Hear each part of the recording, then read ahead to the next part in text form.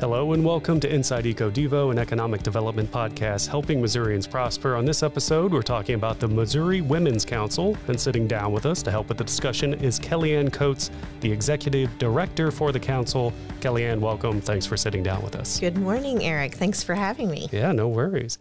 So I'm sure there's a lot to talk about when it comes to Missouri Women's Council, but before we get into that, if you could just give us a little bit of background on yourself. How did you come to be Executive Director for the Missouri Women's Council? Such an exciting topic, Eric. I don't even know where to start. I'm sure that all of our listeners are just waiting with bated breath to figure out how I got to this role. And quite frankly, sometimes I wonder myself how I got here. But I'm a native Arkansan. Very, very proud Arkansan. I came to school to go to the University of Missouri in Columbia. I have a degree in animal science. So ultimately, my goal was to be a veterinarian. I'm clearly not a veterinarian at this point. That was not part of God's plan, but worked really hard and ended up utilizing my degree and not disappointing too much of my parents' financial investment in my schooling, and worked at St. Jude Children's Research Hospital as a researcher in virology, immunology, oncology, you name it. It was a great learning experience for me, and an extreme time of personal growth and being out on my own and learning how to depend upon myself. So that was fun. I was there for quite some time, living in Memphis, Tennessee for 9 years. I was a volunteer for the Mizzou Alumni Association and eventually became president of the chapter in Memphis. So I was doing a lot of work on behalf of the university, and many of the leadership folks from Columbia would come down and host things. So I got a lot of exposure to them. And one time when I was in Columbia, they said, "Hey, have you ever thought about doing fundraising?" And I said, "No, I have not," because I'm a scientist. But I had done some fundraising on the side for some nonprofits in Memphis, and it was intriguing. I said, "We think that we have a great spot for you, and we are opening up a new Thompson Center for Autism." I knew nothing about autism, but I knew I loved kids, and I knew I loved medicine. So I took a big leap of faith, moved away from Memphis, came back to Columbia, served as a professional fundraiser for almost 12 years at the University of Missouri, mainly within MU healthcare. And then I was appointed to this role in October of 2017 to be the executive director of the Missouri Women's Council. And that is how I got here. That's quite the journey, to veterinarian to working with kids and then into the Women's Council. Like, how did that shift change? Like, what led you to go, yeah, I'm going to go in this new direction? You know, I think for those of us who have done professional fundraising for a career, and to have done that at the same institution for over a decade is somewhat unheard of in that field. Now, at the time, we had such a great group of fundraisers who I'm still friends with many of to this day at Mizzou, working on behalf of the school and the healthcare institutions there. But after a while, I really started to question what else was there for me to do. And I was very content in helping all of our patients, some of who were just born to some at the end of their life. And that was so rewarding. The patients was the absolute best part of my job. But this opportunity came along, and it was, again, something that I had never done before. And so I have kind of changed careers a couple of times now. So I thought, well, you know, I'm interested in supporting women. I'm interested in economic development. I'm interested in our communities and our state, and moving us forward in a strategic manner that makes sense for employers, for workers, for disadvantaged individuals and groups of people. And this was the perfect opportunity to create something new. Well, let's get into it then. Let's just kind of start basic. Tell me, what is the Missouri Women's Council? So the Missouri Women's Council was created by statute in 1985, and it has 13 members. 9 members are appointed by the governor, and the remaining members are selected by their House of Representatives leadership and Senate leadership. So that's what makes up the Missouri Women's Council. The statute that created us is very broad, and I suspect that that's on purpose. It allows each governor and administration to determine how they utilize the council and what the day-to-day work is, depending upon what their priorities are. So Governor Parsons' priorities are workforce development and infrastructure. And we fall right into workforce development with our work that we've been doing over the last few years. So your guys' tasks, I'll say, are directly related to the administration. So that changes per administration. It can change. Okay. It doesn't always, but we feel very strongly that we are here in a support role to advance the priorities of the administration and to help Missouri employers and workers at the same time. So it's a great win-win. And those individuals that make up the council, any rhyme or reason for those specific people to be picked? Is it in line with the tasks? No, not necessarily. They're all at the discretion of the governor to appoint them. Gotcha. Okay. So I know there's some developments, for lack of a better term, for recent things that you guys are doing. But before we get into that, kind of just stepping back a little bit, I know there's a lot of work that the Women's Council was doing during the Show Me Recovery efforts that were going on. Can you tell me a little bit about what was happening there? Absolutely. So during the pandemic, we ended up having to cease our programming, which was taking place in the women's prison in Vandalia. So we were focused on a program called Aspire MO that we created ourselves, and it was an entrepreneurship training program. So we had 2 classes graduate. We ran them 6 months concurrently. And then March of 2020 hit. And as we all know, the world stopped. And unfortunately, we were not able to get back in to see our class, and our program came to a halt at that time. So in the meantime, we were focusing on supporting the efforts of the Department of Economic Development, of the administration, in finding ways how to identify what are the challenges for our small business owners, and what are solutions that we can logically come up with that will help them to get through this pandemic. As you know, many businesses closed. A lot of them were restaurants. Many were retail stores. With all of the restrictions that the federal government placed on everyone, thankfully, we had some very good foresight in trying to keep some things opened and reopened sooner than maybe some other states. So I feel like we were a bit more resilient than some other states around us and businesses. But the governor signed an executive order to create something called the Show Me Strong Recovery Task Force. And he appointed members to that task force, along with our department chair, Rob Dixon, our department director at DED at the time, and Director Anna Hugh from the Department of Labor and Industrial Relations. So they co-chaired this task force. The governor appointed a nice mix of people who represented all different areas in business, different demographics, different parts of the state.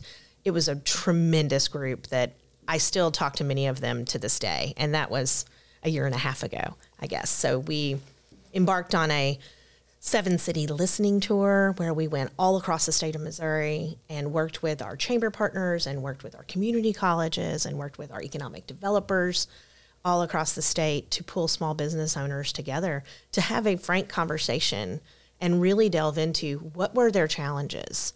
What did they see as opportunities to help get them back on track and to recover from this historic pandemic?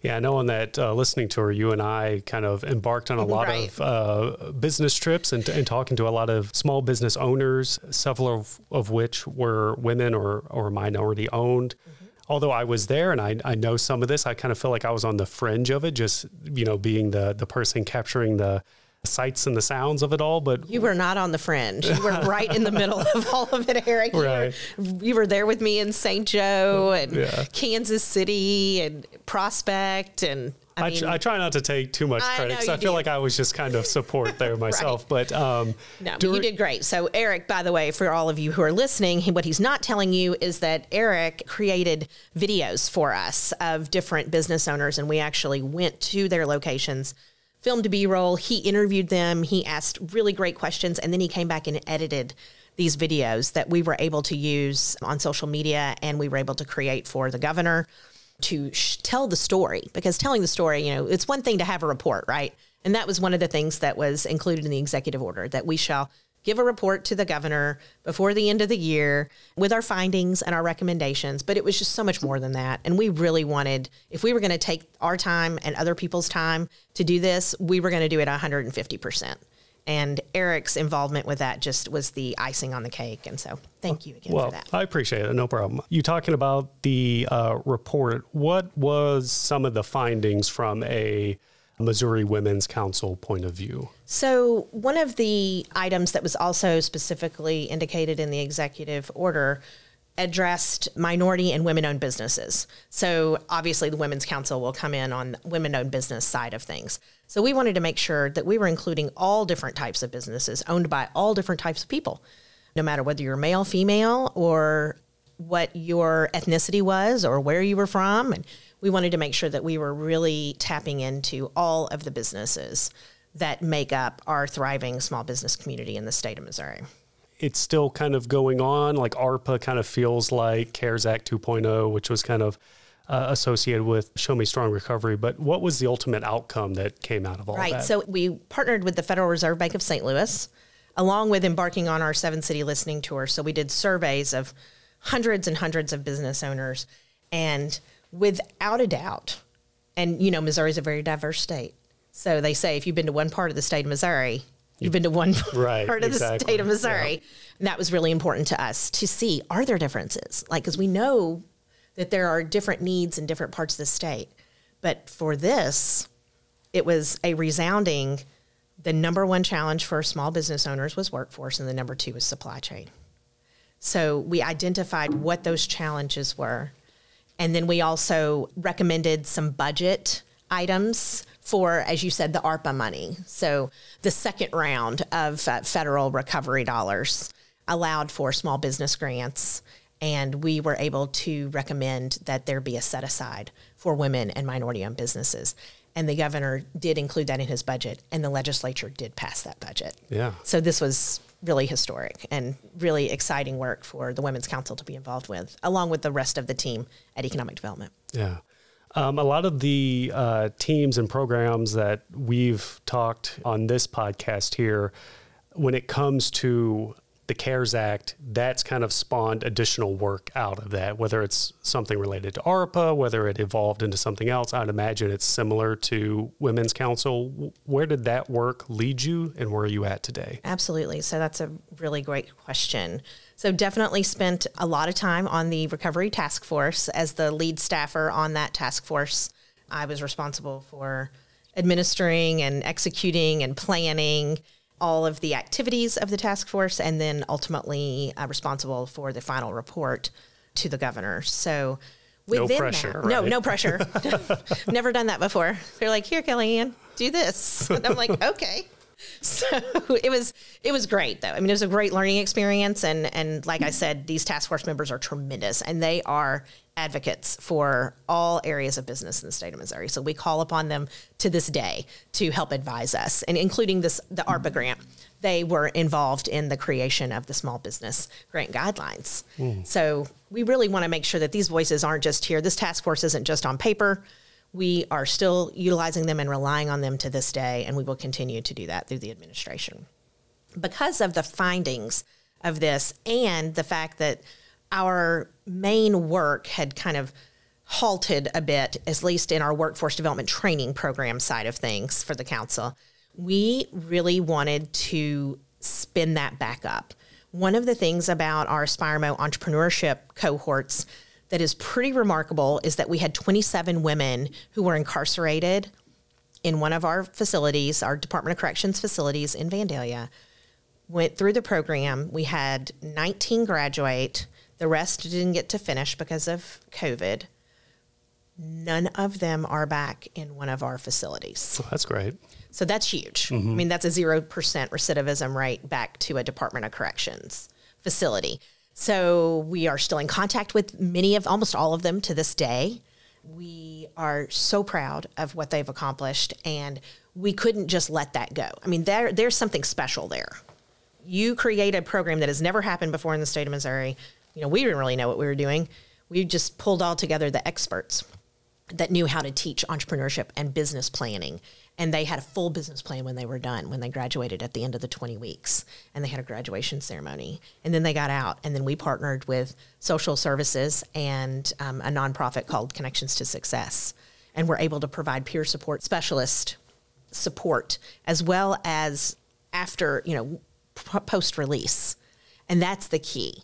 So we couldn't just drop it. We had to figure a way to continue this program.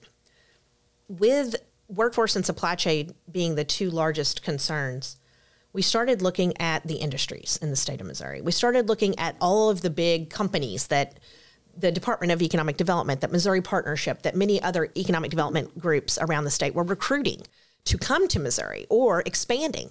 And the majority of them are all in manufacturing or distribution. Manufacturing is a vital part of our economy and our workforce. So we thought, why don't we take this Aspire MO model and pivot a little bit, and I hate to say that word, I'm going to say retool, because we're talking about manufacturing. We're No going to no pun intended. We're going to retool our Aspire MO entrepreneurship program and make it a warehouse manufacturing and supply chain training program with industry recognized certifications. How are we going to do that? I did not know, but we were going to do it. So we started putting our feelers out all across the state of Missouri, looking at partners who could potentially help us provide that specialized training. And we were very fortunate to connect with Missouri Enterprise, which is an organization based out of Rolla. And this is what they do. They help support manufacturers across the state, and they provide training. So we were able to get together with them, show them a little bit about our Aspire MO model and the success that we had had, along with the support of the governor's office, the lieutenant governor's office, of the state departments, Department of Corrections, Department of Economic Development, Department of Higher Education and Workforce Development, Department of Social Services. So many groups were coming together and saying, yes, this is a worthy project. How can we make this happen? In comes ARPA funding, and there was a workforce development training program. So Missouri Enterprise applied for the training funding, and they were awarded a grant, which means we can now officially start Aspire MO 2.0. There's a lot of information there. I know. I kind of want to pick it apart and kind of dive into some things that were kind of sticking out to me. Okay. You were talking about the women's correctional facilities and the work that was going on there. Hopefully this isn't a tough question, but why that avenue? Why focus on incarcerated women over, maybe existing businesses? And not to say you weren't helping existing businesses, Sure, but it seemed like this seems like there was a primary focus there. So women who are incarcerated are at such a disadvantage when they come out. They've got a felony on their record. This makes it very difficult for them to find anywhere to live. It makes it difficult for them to find a job. Most of them have children that they are also trying to support, and typically are not getting any child support from the fathers. So we had a really great relationship with the Department of Corrections and their director, Ann Precythe, along with their reentry manager, Ken Chapman. There was a real focus on advancing women within that Department of Corrections. So back in 2017, when we came up with this, or 2018, excuse me, when we came up with this idea, Missouri had the fastest growing female incarceration rate in the country. And at first I didn't know what that meant. Like, what does that mean? I'm not involved in criminal justice other than my dad was chief of police. So that's really law enforcement side, not necessarily this side. So I really didn't know what that meant. And I kind of took a step back. And as I was listening to Director Precythe explain to one of our senators this, I kind of realized, I was like, okay, wait a minute. I said, does that mean Missouri is putting away women faster than any other state in the country? And she said, yes. So there are many reasons as to why that may be. Missouri obviously has some pretty strict laws when it comes to drugs and marijuana. And obviously we're seeing some of that stuff changed. And we're also seeing legislation that are expunging records of people who have these smaller drug offenses. But the women, many of them were coming back because they were on parole violations. And so they just get taken right back. And that just puts them that deeper in the hole and potentially having to serve longer of their original sentence and then potentially additional time, depending upon what got them a parole violation. So ultimately, from the beginning, the reason why women that are in our facilities was that we were putting them away faster than any other state, which meant we had quite a few of them there. And the director had the foresight of saying, we've got to do something about this, and we have to help them because we don't need them back. This is a generational cycle, and it doesn't just affect them. It affects their children. It affects their mothers, their fathers, their brothers, their sisters. Children who have parents that are incarcerated are 5 to 8 times as likely to be incarcerated themselves. So it wasn't just the women, although that's our angle. We really are looking at a holistic approach. So out of that work, the work that's continuing with incarcerated females, any success stories you can share there that is related to the work that was going on? Absolutely. So it's very timely that we're doing this podcast now at the beginning of February, but we just actually had a Missouri Women's Council gathering, meeting, if you will, Aspire MO alumni gathering in St. Louis. So we had 10 of our graduates. So our graduates live all across the state, but we were able to get 10 of them together at Emo's Pizza on Forest Park Avenue on a Sunday at lunch and have a meeting, if you will, of sorts. And we went around the room and everyone gave an update about how they were, what they were doing, what their challenges have been, what their struggles have been. We, ultimately this was an entrepreneurship training program. We've got 5 women that have their LLCs now. Wow. Yeah, out of 19 that graduated from the program. And that's really pretty good. I mean, the idea of this was not that they were going to start a business the minute they walked out of prison. Starting your own business is one of the hardest things you can ever do. Being a business owner is one of the hardest things you can ever do. And we knew that we wanted to give them some extra tools in their toolbox to be successful at their reentry, to be able to get a job, to have mock interviews, to have a resume ready, to have a support system that was really going to help them get off on the right foot and hopefully not come back. So many of these women have their LLCs. We've got one in particular, Jean. Jean was actually a graduate and a peer support specialist. So she was a graduate, but then she was on our team once she got out, supporting all of the other women, which was great because she knew them. She was a certified fitness instructor in the prison, so she had taught many of their fitness classes. She was a constant positive influence inside and outside the walls. She still is today. She has her LLC. It's a cleaning and yard company, and she's got a contract with a Catholic church down at the lake of the Ozarks. She's engaged to be married. She just bought her first property. I mean, it's an amazing success story and had been in multiple times. She was a multi-time offender. And do you think, I guess it's kind of hard to say, maybe case by case basis, but the work that's going in, the work that these women are doing, the skills that they're learning is setting them up for success, whether or not they actually go out and get an LLC and start a business, but having that knowledge base that you can do it. Do you think that's what's leading to the reduced recidivism rate with these women? I think anytime you can give someone hope, you're going to have positive outcomes because that's all they want. They just need to know that somebody cares about them and that they've got somebody that they can contact and call and just talk to, or if they need something, that we're going to do everything that we can to help get them what they need. But really the main takeaway and the feedback that we got, even when we were in the walls inside the prison doing the classes, where we would bring business owners in. So every class we would bring a speaker in. Typically that would be a woman business owner, and she would share her story and then answer questions. We also had First Lady Teresa Parson come in and teach a financial literacy class. I believe that's the first time a First Lady has ever been inside of a prison, much less taught a class, and brought her own handouts. Kudos to Teresa Parson. She did a great job. But they were just shocked. They were absolutely shocked that somebody cared about them. They're like, we can't believe somebody cares about us. We can't believe somebody wants to invest in us. To start this program, we had to raise private money for it. This was not budgeted. This was just some crazy idea I had, and then I had to pull people together, and then we had to make it happen. But you've got to have money to make programming happen, and we were able to raise $10,000 pretty quickly. Obviously, as a professional fundraiser, in my past, I had a few relationships, and we had some women business owners that stepped up to the plate and were some of our original investors. We had Susan Hart of Columbia, who owned her own construction company. We had Elizabeth Huber here in Jeff City with Huber and Associates invest in us, Veterans United Foundation, which most people know that organization.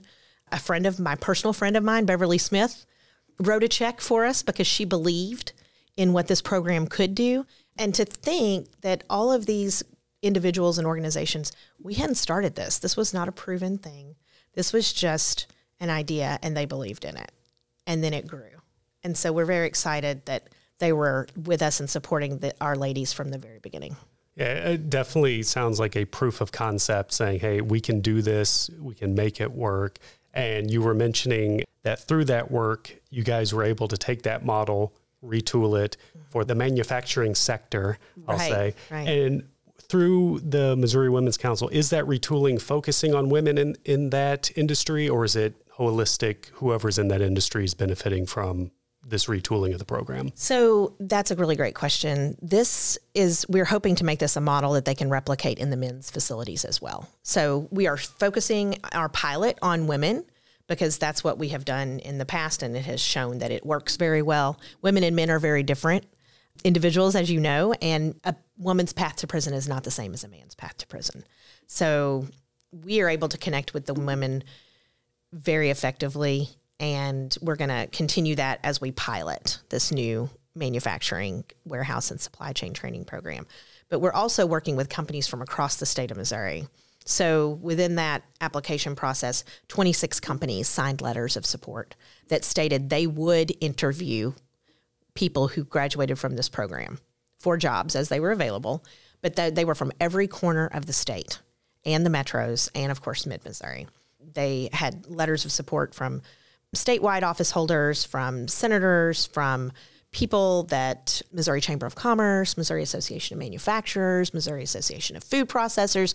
They really pulled everyone together to get behind this. And that's going to be the next phase, is creating this training program. They have a really great plan. Missouri Women's Council is a critical part of that execution and creation of that plan, as well as Missouri Department of Corrections. We're also partnering with social services to make sure that these women are getting all of the access to all the programs that they're entitled to, as well as the Office of Workforce Development within the Department of Higher Education and Workforce Development, to make sure that they know about MO jobs, to make sure that they're in their system, to take advantage of all that our job centers across the state have to offer to help them to get on the right path. I mean, you mentioning that women and men are different in certain paths and all that, but I would imagine the support structure, you support somebody, you're going to set them up for success. And so I think it's just finding the way you do that, I suppose. Right. Yeah. Exactly. Okay. So you had mentioned that you guys are piloting the program. Has that pilot launched yet? Still working on it? Where are you guys at there? So they just awarded, or announced, I should say, the workforce grant. And that was, I think, last week. And this is tied to that? Yes. Okay. So this is how they are going to do the program, is through the ARPA workforce grant. And so planning has already begun. The application process was very intensive, I believe, and they had a really solid plan to begin with from there. So now it's just building off of that plan, like you said, doing the tasks, doing the to-do lists, the checkoffs, getting everything in order, working with the Department of Corrections to get the space ready. It will be in Chillicothe. We have 2 women's prisons here in the state of Missouri. One is in Vandalia and one is in Chillicothe. This programming will be happening in Chillicothe. So I know work is continuing. You guys are dotting all the I's, crossing all the T's. How do you think it's going so far? I think, again, there was we had a great plan from the beginning. And I think that's the key, right, to any successful program or product or whatever it is that you're working on. The tremendous amount of support when people were invited to come in and support this project was unbelievable. And it really shows that the need is there and that the employers are ready to look at this population as a different demographic for workforce solutions. And that's really what we're providing here, is we're providing a workforce solution. And it's people that are sitting in a prison and they're doing some great programming, and that's wonderful. But this is going to give them a specific skill set that can span multiple industries. So not just manufacturing, but any kind of supply chain. So we're talking distribution centers, warehouses. We've got Amazon, we've got Chewy, we've got Dollar General in Fulton. We've got all of these different distribution centers and then manufacturers all across the state, that any of these ladies could step into a role there. So outside of the work that's happening right now with the grant, Aspire MO, and all that, anything else going on within the council that you want to talk about? We actually are helping to support the second annual. Actually, you can't call it second annual. Did you know that? You can't call it a first annual. You can't call it a second annual. You can call it a third annual. So when you have an event for the third year, you can call it third annual. But this will just be the second year that Lieutenant Governor Mike Kehoe and his office have hosted their Women of Achievement Awards for women across the state of Missouri. So the Missouri Women's Council is in on that planning committee, and we are looking forward to that unveiling, if you will, on March 23rd in the Capitol Rotunda at 9 a.m. Okay, so beyond the work that's happening right now, what's the future look like for you guys? I know you guys are kind of, focused on the grant and the work that's happening there. But from your perspective as the executive director for the council, where do you see the future of the council going, the work that you're going to do and all that? So as our former director, Rob Dixon, used to say, we're laser focused. I think we can play bingo on a few different phrases that he had. We love you, Rob. But we're laser focused on this, Eric, honestly. And that's what it's going to take to get this done and to get this to be successful. It's a 3-year period of grant. So that's really going to be our focus. It's day to day. It's managing all that entails this program. We have meetings throughout the year. We help support the Governor's Conference on Economic Development. Obviously are involved with the Lieutenant Governor's Women of Achievement Awards, which is a really great program that they do to recognize women from all across the state. But our focus is helping these women to have the best opportunities that they can so that they don't come back. This is a demographic that is often overlooked and forgotten about. And that's why they end up back in prison. We are taking the moment in time. And I firmly believe that we are here for a reason, that these doors have been opened for a reason, that this is part of a larger plan than I had ever thought I would be a part of, because this is not something I ever thought I would be doing. But the yeses are there, the doors are there, the people are there, and we have to seize this opportunity. So that's really going to be our focus, as Rob would say. Yeah. Our laser focus. Any indication on about how many people you plan to help or foresee helping through this? Given the restraints of the space, right, and classroom space, and then the equipment that you have to purchase to train on these certifications, we're looking at around 75, 76 within this period. Now, there's obviously ramp up time, and you have to order equipment, and equipment has supply chain issues. Imagine that, 6 months back order. So we are dealing with all of that too. But, ideally we would love to serve more, but if we're going to do this the right way and to really prove, and like you said, a proof of concept, we've got to do it in a manageable way. And they're also going to get peer support training after they get out for a year. So you got to think about all of those women being supported for a year after they get out. So we need it to be manageable. Yeah, for sure. And I would be very interested in having you back on at some point once it's all said and done to kind of recap and talk about that. Before we kind of close it out here, is there anything else with the Missouri Women's Council that we didn't talk about that you think people should know or want them to know? It seems like we talked about a lot, but I want to open the floor to you. We did. I just want to thank all of our members of the Missouri Women's Council. Without their support, I couldn't do what I do. They are so tremendous and so incredible at being flexible and being open-minded and supporting our vision and our efforts and our ladies.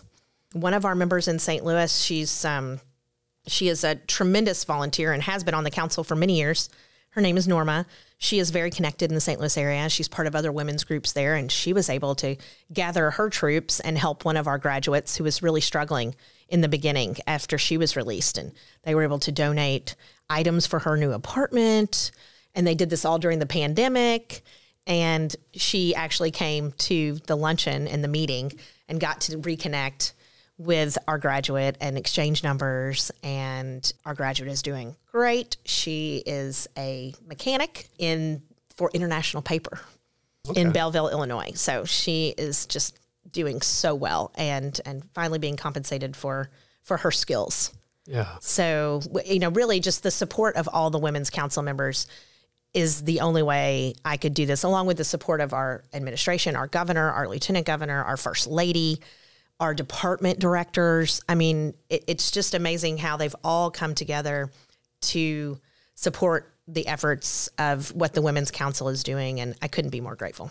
Yeah, what's that old saying? It takes a village to raise a child, or something like that. Absolutely, Yeah. It definitely takes a village to do something with this group. So we couldn't do it without them. It takes everybody. You're exactly right. Yeah, fantastic. So to close us out here, as you know, the department's motto is helping Missourians prosper. So with the work that you do and the work that Missouri Women's Council does, how does that push that motto forward? Well, I mean, I think we've just talked about it, right? I mean, it's yeah. self-explanatory pretty much.